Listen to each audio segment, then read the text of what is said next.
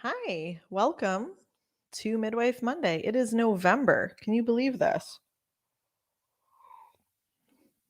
It is truly November 1st today, and that means it is the friendiversary for Margot and I, which many of you know, but is super fun and exciting. I'll probably talk about it a couple of times today, I'm guessing.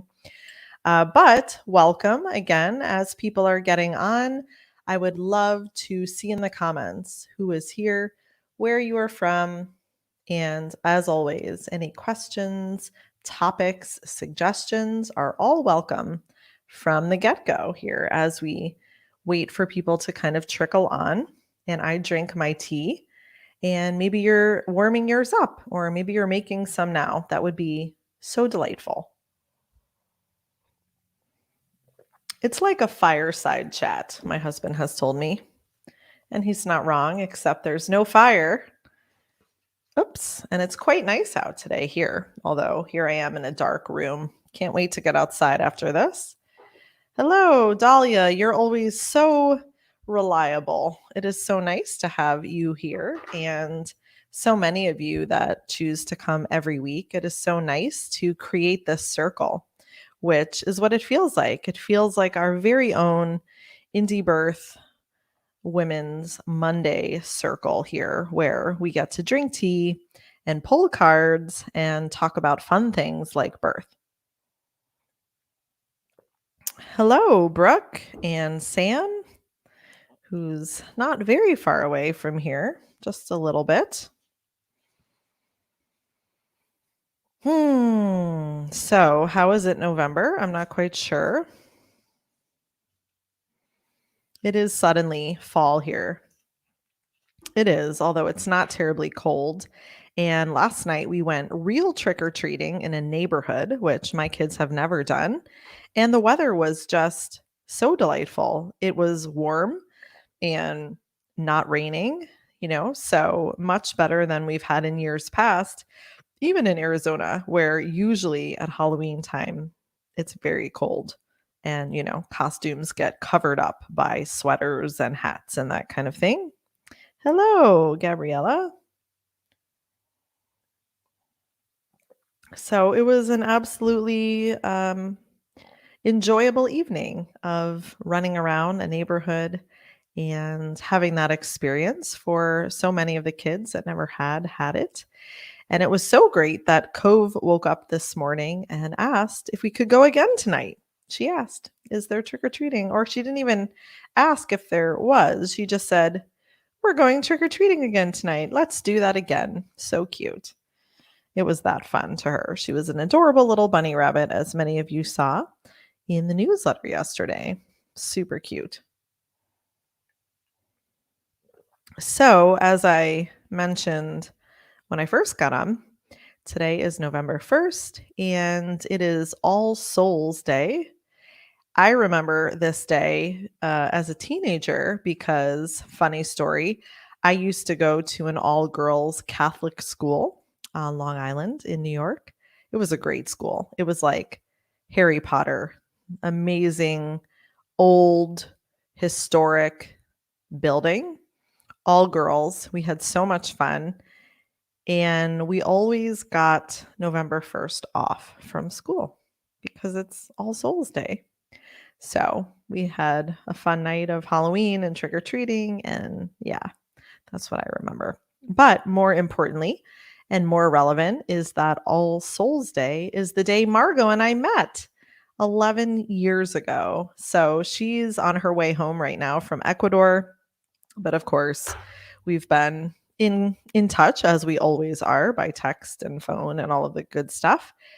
And we were reminiscing about how cool it was to have met 11 years ago on 11/1, and how that feels extra special this year because of those numbers, because of the numerology around that.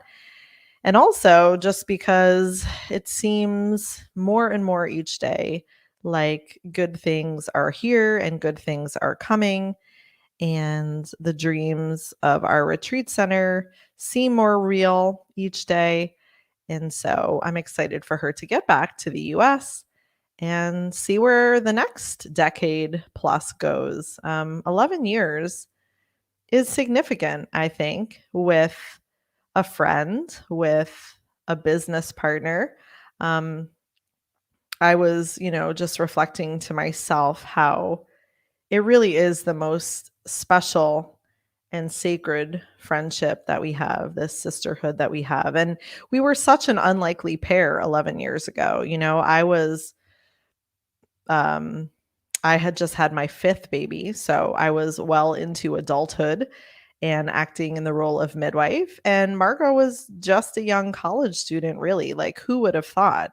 And I think we grow up thinking, you can only be friends with people your own age. And of course, when you're an adult, you realize just how silly that is. So it was a long time ago. I think we both have changed a lot, but we haven't changed so much that we're not compatible anymore, which, like any good partnership, is a really great thing. And I just feel so grateful for that and for her and for all of these amazing years and projects and things we've collaborated on. I could never have done it without her. I don't think I was meant to. This was definitely a joint venture, even though back when I kind of found Indie Birth myself, I was a student and I didn't know, right? I didn't know what it would turn into. I didn't know what was to come.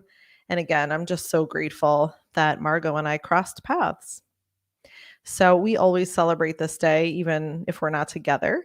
And I think to us both, All Souls Day in context of our meeting has a really strong feeling of having been in other lifetimes, in whatever ways together. So maybe as midwives, maybe as sisters, who knows? But that this isn't the first lifetime that we've been close. And I think that's fairly true for how I feel about many of the soul relationships that I have. Your soul circle. This is not your first go around. So, not an accident that we met in this life on All Souls Day and just celebrating that today with more good things to come. That's right, Brooke. I remember that too. I do. I remember the pet blessing thing. And yeah, I don't remember bringing a pet myself, but I remember another chapter of life. My husband and I lived at a church in New York City, which is a crazy story, but he was the organist there. And I do remember the pet blessing on November 1st. And maybe we did bring our pets at the time to that. So, yeah, lots of fun kind of holidays and stories this time of year. Hello, Evan. So nice to see you.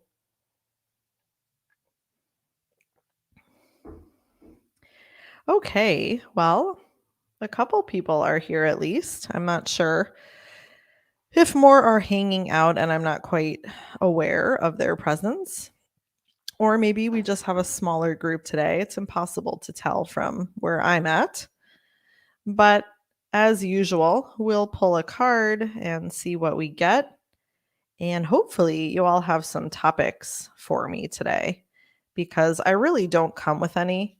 I do my podcast lately most weeks on Sunday. So I'm a little talked out in a sense, and I don't have a lot of things like on the tip of my brain that I feel like I need to say. So I really, really do depend on your ideas. Even if they seem elementary or, basic, it's okay. We can make the most of it. Also, check out the blue background today. We can change colors here. I told Jason I felt like I was in Smurfland today. I feel like a Smurf. It's very blue. Okay, so these cards I used last week, but they're still really new to me. In fact, I didn't bring them home over this last week. So I've had even less time with them than I would have liked, really. But I can start getting more acquainted with them this week. My other tarot deck I like a lot better at the moment because it's a lot more intuitive and I feel connected to it. But this one I'm still learning. So for those that didn't see last week. Let's see. We'll hold it up. The Tarot of Curious Creatures by Chris Ann. As I've shared, it's kind of a funny, silly deck in some ways, just because you'll see it kind of takes animal characters in the place of humans. And then we have like the double bonus of reading the tarot with the animal symbology. Is that the word? Symbology. So, anybody else that wants to comment, I would love to know you're here before we pull this card. And we'll see.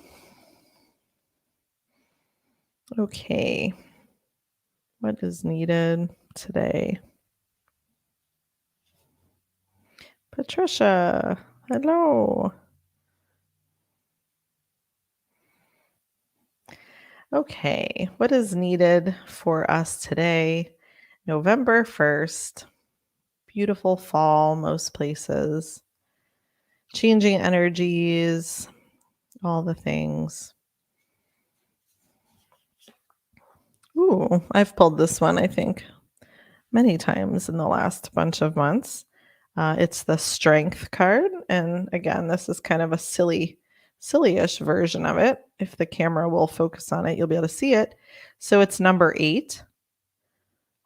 And in my more conservative, I guess I should say, tarot deck, this is the Leo card. So the Strength of the Lion. She's holding an infinity sign. I think you can see it. Yeah, it's a little awkward with this camera, kind of zooming in and zooming out. But this is a sheep, which is silly, holding the infinity sign, Strength. So this is one of the major arcana cards. So number 8, that was just part of my awareness, I think, yesterday for something. I'm trying to think of what. Oh, I don't know exactly, but 8 was always my favorite number when I was a kid. If you asked me when I was a kid, I would say 8, always. And I don't know that I feel that way now, but I like the number. It's so balanced. And I do think there's a feeling of strength, funny enough, with that number.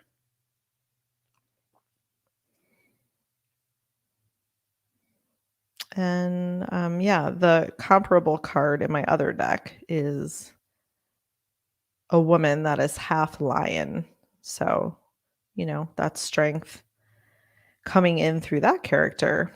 And in this one, a lamb. How strange. So, how is strength needed for you today? Is it? Is this part of your picture? I'm going to read what the book says as well. Even though I think strength is pretty self-explanatory, there's probably something in here. So other words associated would be courage, quiet strength, inner calm, influence, surrendering to the highest good of all, leading with compassion, patience, a pure heart, kindness. So perhaps a sheep represents those things.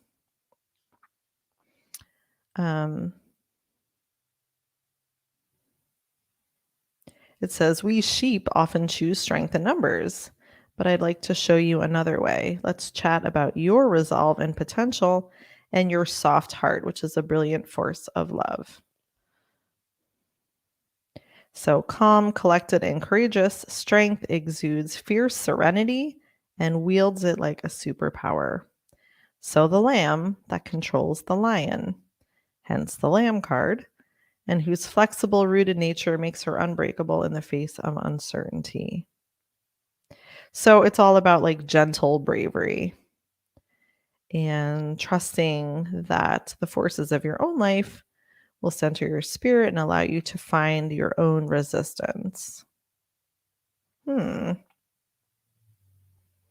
If you're finding this difficult, look at places where you are not budging or not expressing yourself authentically. or where you have instinctively unleashed your fearful wild shadow, only to discover you've attacked your own soul in the process. So, complex card, not really just about strength, but about surrendering to things as well. Hmm, interesting to think about that one. Hmm. Well, Gabriella, I hope this is helpful to you then. Yeah, gentle bravery, like I said, expressing yourself authentically. Perhaps those are helpful phrases as you near the birth process. Vulnerable, uncorrupted, and yet unafraid. So that would be encouraging, I think, for birth. Know that you have what it takes, but you don't have to be unreasonably strong. There's a vulnerability, especially in birth, that we need that is probably what holds it all together in a lot of ways, I feel like, because we just don't know. We don't know what we will feel. We don't know always what's needed. So, having the strength and trust in your body and then remaining open to however it is that is needed. That's my interpretation. But it's a great, it's a great card for life just in general, especially right now. I feel like every week we pull a card. There's such relevance for just the world situation that we're in, right? We all need some encouragement. We all need reminders about what's actually important. And so this feels like that too. All right. Well, thank you, Tarot of the Curious Creatures. That was a beautiful card. Yeah. How exciting, Gabriella. Any hour now. Wow. How often do people say that, right? Usually, like any day now, any hour. That's so exciting. Such a fine line, right? Between all of it. It's just crazy. Yeah, my kids are crazy too. And that's why I don't do this at home. But I am excited to get home in a little bit. I want to be outside more today. The sun has, been making very select appearances here, which if you live here all of the time, I'm not sure that you notice as much. But coming from a super sunny place, I won't lie, I've been struggling a little bit with the lack of sunshine and mostly just trying to figure out like how to deal with that over the long term. My husband had some good ideas. So if he's watching, maybe he is, just finding like acceptance for the seasons here feels really positive and fun because truly in Arizona, we didn't have seasons really. We have like hot and cold there. So diving into all the ways that it is shifting here in a more subtle manner with the light changing and the leaves falling. And I feel a little like I'm anticipating the winter in not the most positive way, though. So I'm needing to kind of sit with that, just enjoying one thing at a time, enjoying the fall and the changes. And as the darkness continues, I don't know what winter will bring, but I know, of course, it will be a temporary state. And maybe there will be ways to kind of deal with however the weather is during that time. I don't know. We haven't been here yet through winter. So those have been some thoughts around all of that. And that's new, really, because the summer was, pretty sunny. Hello, Valerie. Yeah, and the trade-off, of course, is in Arizona, it's so friggin' hot. Like, you just get used to that. So that was our normal. We didn't love it. I didn't love it. I never have loved the intense heat. but it was just the way it was. And so it's no different here. It's just a different kind of pattern. You just have to get used to it. It's just what it is. You somehow make do, and no place is perfect. No place is perfect. I've lived enough places to know there is no perfect place on this planet. So there's always going to be something you don't like. There's always going to be something you love and all of that. So I'll take it here. I'm just having to adapt, and not having sun every day is an adaptation. Children attending births, is that the topic today? Sounds like it might be. Thank you to Dahlia, Gabriella. Yeah, I was reflecting on this over the weekend because my daughter Tallulah turned 15 on Friday, last Friday, and her older sister Amelia isn't here right now. She's in Sedona. So that was a little sad to not have her around for Tallulah's birthday for many reasons. But even just for me and reflecting on Tallulah's birth, it was because Amelia at the time was 4. So Amelia was 4, Egan was 2, and we were having our third baby. Tallulah was is our third. And I do remember the children at that birth, maybe more so than I have in more recent births.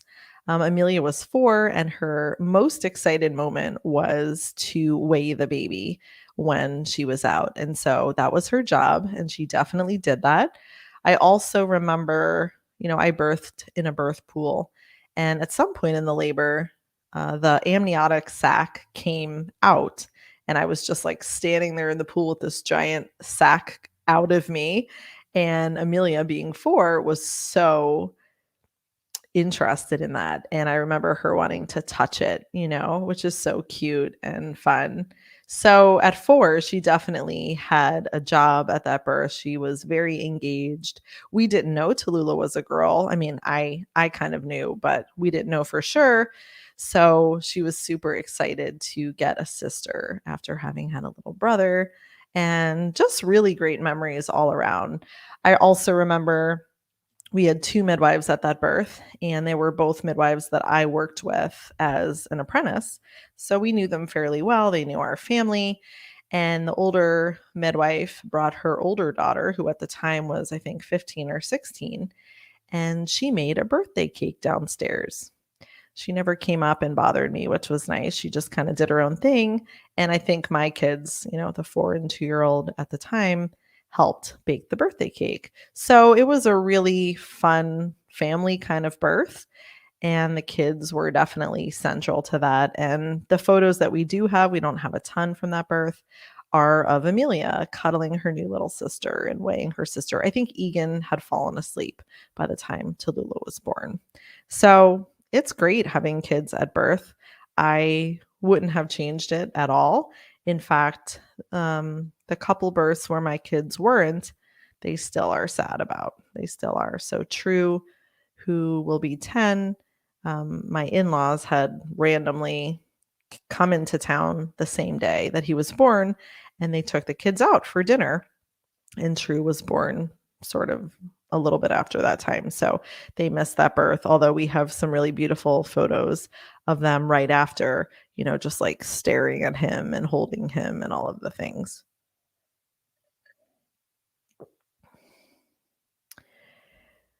I do feel like 2 years old can be a difficult age for the mom. I have experienced that, but I've always had help. I've always had someone around. But as a midwife, if someone is planning to have their kids around, which I totally encourage, and more than not, like I've heard of midwives that don't want kids around or tell parents they can't be there or other ridiculous stuff. No, for sure. Your family should be with you, but I think there definitely is some care, obviously, and planning to ensure that particularly a young child, like a 2-year-old, isn't overwhelmed, has the support they need, and also very important, and perhaps the most important, is that the mom can bring this new baby out without feeling still tied mentally and emotionally to the 2-year-old. I have totally seen it. So again, yes, have the child there, but think about how that could look, how it might look. If a 2-year-old sleeping all night, great, right? Nothing to do. When they wake up, they'll have a new baby, perfect. And a lot of the time it goes just that way. And then the other half of the time, it doesn't, right? It's during the day. And it would be really helpful to have a dedicated caregiver for that 2-year-old that isn't the partner, usually. Usually that's how the family themselves wants it because the woman knows, if the dad is with the 2-year-old, she's not going to have that support. So having an extra person that's just for the kid that can play fun games and, feed them in the kitchen and get them their snacks and all of that outside of the parents would be ideal. I've definitely been at births where that wasn't an option. Maybe the family doesn't have anyone close by or anybody that the 2-year-old wants to be with. Sometimes 2-year-olds can be sort of persnickety in that way, right? They want the people they trust, which makes total sense. And so we have to make do. And I've watched children myself as best as I can while doing other things or, tried to keep them out of the room because it can be really distracting to the mom in labor. This reminds me of a story many years ago. I want to say, I don't even know. I don't, 7, 8, 9, 10 years ago, something like that, where this mom, I had helped her. Well, she actually had had a bunch of babies earlier in her life. So I wasn't there for that. But this part of her life, she got pregnant. She had a great home birth, her first home birth. I think it was her fifth baby. And then that little girl became an older sister when she got pregnant again pretty soon after. So I remember being at this labor and it was quite a drive for me. So, it seemed serious. It seemed like I should definitely go. This was her seventh baby at that point. And I got there and I never will forget that this poor little, she might have only been 1.5. She was very young.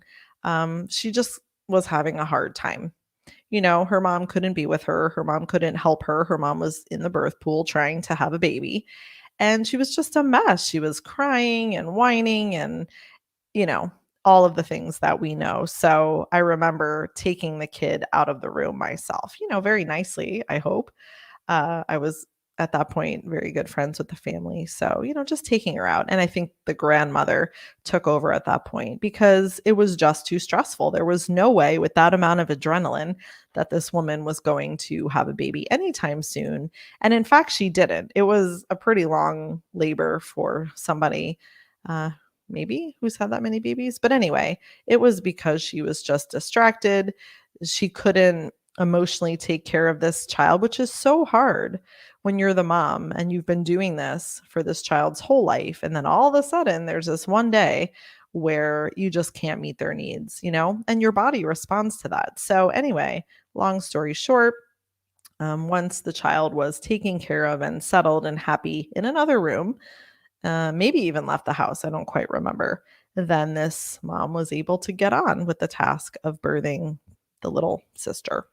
So that does happen. And again, I think that feels to me mostly like a younger child thing.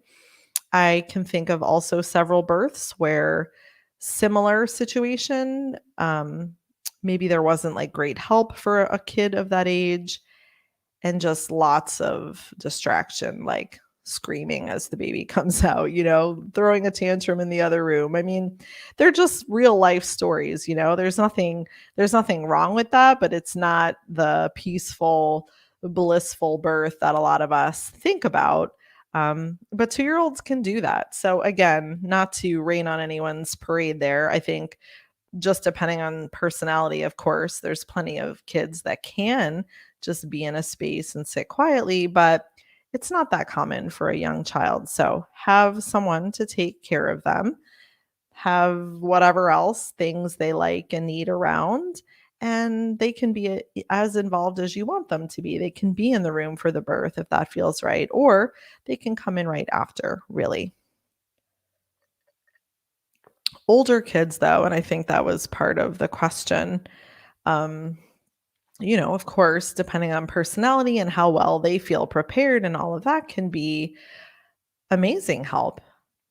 I'm thinking of a birth last year where I think the girl was probably like I want to say 8 or 9, and was really sweet with her mother laboring and really doting on her and bringing her food and water and rubbing her back and rubbing her neck, and was such a sweet consolation to this mom. So that was beautiful to watch. I remember getting quite a few photos of just how they were interacting, and that's really amazing. Some kids really have the knack for holding space or kind of being of service. So that's a very beautiful thing to see. Some need more of a job, and that's also something to explore during the prenatal time as you're talking about this with your kids. Like I said, weighing the baby or looking at the placenta or cutting the cord. There's so many fun things that kids can participate in.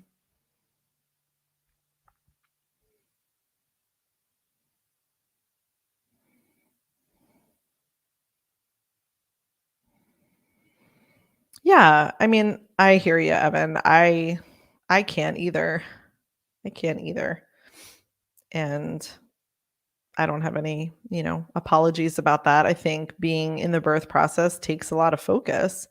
And I feel bad for the moms that, rarely um, maybe haven't thought through these things or maybe don't have the support and they're trying to take care of a child while they're laboring. It's to me that is not ideal and must feel really challenging because we all know how younger kids can be, right? It's like the minute you pick up the phone, they all need something. So it's sort of like that with labor for a lot of kids. Once they see that you're just kind of there and they don't understand, then, you know, their life is going on just as it probably normally does, right? It's snack time, it's nap time, whatever. So I don't envy a woman in labor that feels like she also needs to tend to those things. And that's one downside of home birth in a sense. Now, of course, I would never say I don't think you should have a home birth because your kids are there. But honestly, it's a challenge for some to work out. And I know I've shared this, but with Rumi's birth, which this is ironic and funny, of course. Um, my intention when birthing him, so, before he was born, so about a year ago, exactly a year ago, my intention really was not to have my kids around at this birth. And that might sound terrible, but I was all about them coming right in after. I just wanted the experience of meeting my baby, just me and the baby. That's what I wanted, and I have such great birth videos. I'm so grateful for like Coves, which many of you have seen. And the kids are so chatty, right? Like it's a group dynamic. It's a family meeting a baby. And yes, we are a family. That was lovely. But that was just my sort of selfish wish with Rumi, was that I would get to meet him on my own. And so I did. Happened to be at a hospital, but, there was no one else there. Margot was there, but she was taking photos and not really like a part of that intimate picture.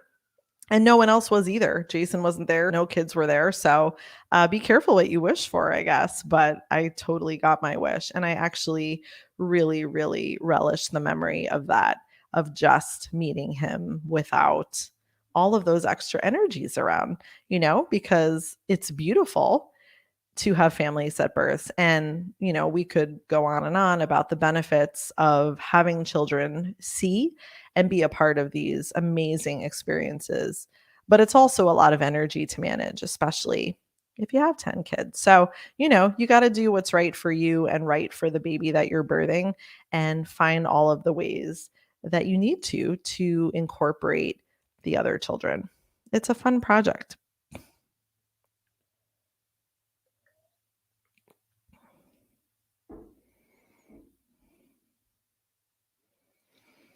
So, Valerie, maternal age affecting birth in general.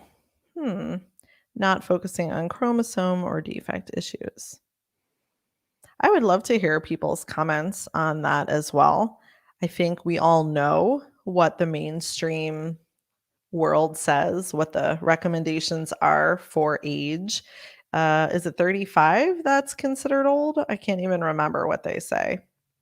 But, you know, do we believe that? I guess is the question.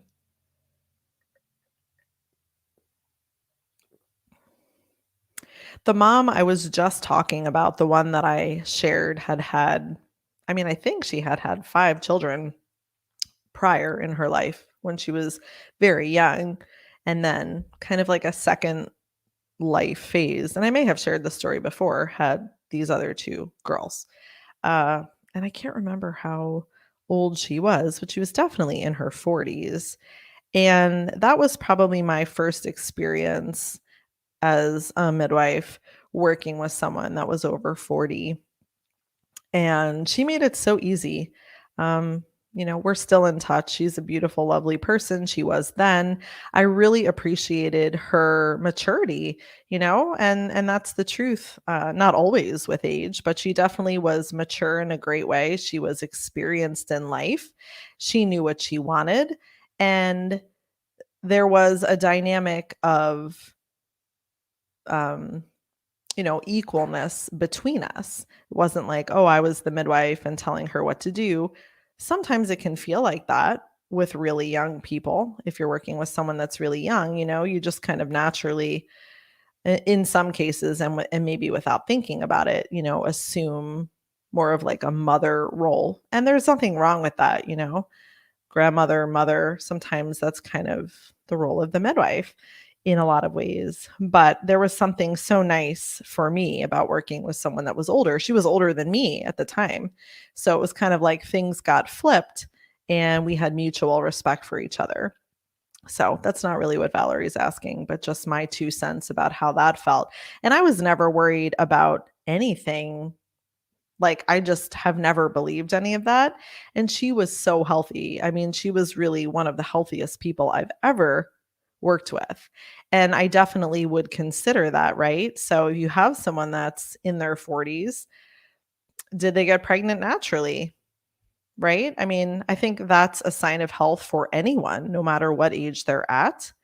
Of course, there's other reasons why someone might not get pregnant that has nothing to do with them. But you know what I'm saying. If someone's able to conceive naturally, even if they're mid 40s or Valerie's saying 48 and is super healthy, what is the issue? What is the problem? If it's a first baby, of course, the mainstream world has all kinds of thoughts about that too. And again, I'm not quite sure where they come from. I'm not quite sure. So I wouldn't have a problem working with someone that was dedicated to taking care of themselves. And that's actually the issue. I know many of us have met many young women, very young women, who don't take care of themselves at all. And funny enough, when we talk about like teenage pregnancies, they're also considered high risk. So, for sort of similar ish reasons, right? We assume that people on both sides of the spectrum maybe don't know how to take care of themselves. And while that can definitely be true for teenagers, uh, for whatever reason, lack of education, eating lots of junk food, it's certainly not true for so many young women. And they have beautiful births. So, again, it's less of a um, blanket recommendation, from people like us that work specifically with someone and get to know them and their history and their health. I think it's awesome. I think it's beautiful to birth a baby at any age that you're physically able to do that, right? Because there's going to be a time for all of us at which that is not possible anymore. So it seems to me that nature has it figured out better than we.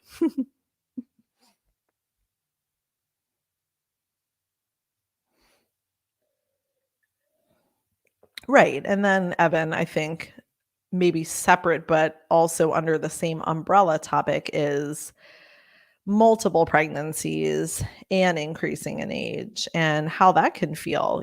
So that's different than having your first pregnancy at 48. If you're 48 and it's your, I don't know what, 10th baby, 12th baby, um you know considering your reserves and your energy and the health of your body, is probably something you're used to doing is my feeling. I certainly feel like that, it has gotten harder as I've gotten older, but yes, I agree with you. I'm not sure that it's the age per se as the fact that reserves get used, and it's a taxing process to be pregnant. I think there's all of the great stuff that goes along with it, but I think it can be hard on our bodies no matter what our age. So we have to consider. Yeah, I agree. I don't think it matters. And, I was 43 last year when Rumi was born. So I'm probably not the person to ask, although it has entered my awareness since. And funny enough, I just didn't think of it with him. Didn't, I didn't go there. And I got pregnant so easily with him, and it actually, as I've shared, was kind of surprising, because I guess I had thought of it in that way.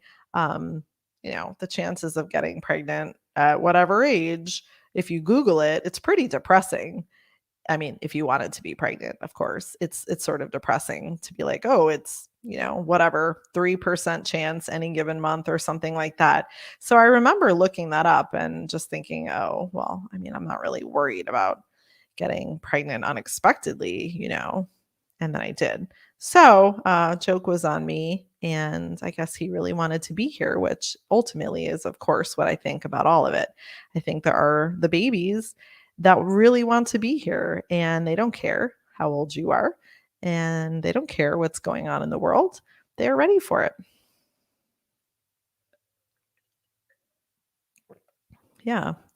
But totally, Valerie, we are holding the torch for women like that because the medical world will make them feel terrible and label them high risk. And then it's a self fulfilling prophecy. I can think of someone a bunch of years ago who I think she was only in her early 40s, 40, 41, 42, who got pregnant unexpectedly and really kind of bought the whole thing hook, line, and sinker, and, ended up with a really interventive pregnancy when everything seemed very normal. She seemed very healthy from the outside. She got pregnant naturally, but she kind of bought it. And therefore, it looked to me, and I could be wrong, looked to me like she had a much more complicated experience. And if I'm not wrong, she had a very complicated birth as well. So, who knows what comes first, the chicken or the egg? But I think women that are wanting to buy into all of that have plenty of ways to do that, and then plenty of things that are going to happen to them that they'll blame on age that probably have nothing to do with age. But, again, I feel like I'm definitely more sensitive to it being where I am in my life. But, I'm not taking it personally either. There definitely is an age at which childbearing, like I said, is not part of our physiology anymore. So in the meantime, I am going to choose to trust the process and work with healthy people that know their bodies. And age is just a number on a paper. Um, you know, Separate from birth, I'm sure many of you have thought about all of the ways that we're taught that getting older is so miserable and all of the ways that things are supposed to go wrong. And so I think that's even interesting to reflect on separate from pregnancy, your beliefs around all of that and how you expect your body to do or not do and what you think happens. I mean, there's so many just statements out there. And I've heard my parents make a bunch too, like, oh, that just happens, right? I went to the eye doctor this past summer and they said, oh, you're over 40. Like, this just happens. There's no way to change the fact that your vision will get worse. And I don't believe it. So many of you know I'm working on my own vision project here, and I have full faith that my vision will be completely perfect at some point in the near future. I'm not buying that. Not buying that lie. There's so many out there that just try to kind of kill you before you're gone, and I don't think that's something I would accept. Right, and age for women, oh my gosh, right? Like all of it, how you look and how your body is. And I mean, there's so much pressure to stay young. And I think no one here is a stranger to that in all of the ways. So You got to create your own reality. And yes, our I think, there is a time limit. I think there is a time limit to the physical form we're in, but I don't think we have to believe all the myths and lies around suffering, our physical systems necessarily suffering, especially, not at 30, not at 40, not at 50, and probably well beyond that for people that are taking really good care of themselves. But it's just another way to control people and make them dependent on the things. I wonder how many more things there are in my life that are similar to this vision. So getting rid of my glasses, getting rid of my contacts. How have I never thought of this? I've been wearing those things for 25 years and here I am. This is the first time I've thought, there might be something wrong with um the system that teaches us we need equipment to do something normal like seeing, and we need permission. So we need prescriptions and we need someone else to arrange for us, how to get around this thing. So my mind has been blown. And I wonder how many other things there are in my life about my health, about my body that I have bought. I have bought just like this myth around birth and age that isn't true. I think it's so fun to uncover those. So fun because that's where our power is, to figure out what our belief systems are, if we support the myth deep down, or if we're willing to really look at that and sit with how that feels. So much more than birth, so much more just dealing with all of the lies that come our way every single day about everything. Really, have you thought lately, especially lately, how much is true, right? What is true? How much is true? And you're only hearing what you're allowed to be told by someone. So, not to get on a total soapbox about the pregnancy and age thing, but it's a huge moneymaker. It's a huge moneymaker to take these women and to subject them to every test in the book and billions of ultrasounds and genetic testing. And again, if pregnancies are assisted, then perhaps those women are feeling differently and want those things, and maybe that's where some of this like risk comes from, is the large number of women that are choosing some kind of fertility assistance, but not necessarily the same women that we're talking about, although certainly those women could choose home birth as well. But that's a whole different discussion. All right, everybody, I'm going to get home to my baby and I'm going to enjoy some sunshine here for the last couple minutes of the day before the sun goes down. But I love seeing you here. I would love to see you next Monday. I would love if every single one of you shared the link for Midwife Monday with a friend this week so we could get even more people here and hanging out. Remember, the link's always the same. It's indiebirth.org/live. And that would be super helpful. Margot and I were chatting just briefly about, our friend anniversary and that kind of thing, and just maybe sending out a newsletter later with some ideas for people. I think sometimes people don't know how they could potentially sort of give back in a way, and certainly money isn't the only way. So sharing a link. Just today, I met with a really sweet client and I was like, hey, could you share the link to my free workshop in December on your Facebook groups? And she was happy to do that. So, I realize sometimes we have to remind people like, hey, we could use your help. We could use your help getting out our information. We could use your help sharing 13 Moons or just sharing the link to the school, no big deal. So that's kind of the challenge maybe that will go in the newsletter for this week around our friend anniversary. If there's a way you can spread the word about the work we're doing, we would be so appreciative. And we hope we have many, many more years, Margot and I, doing this together. All right, everybody, have a beautiful week, and I'll see you next week. Lots of love.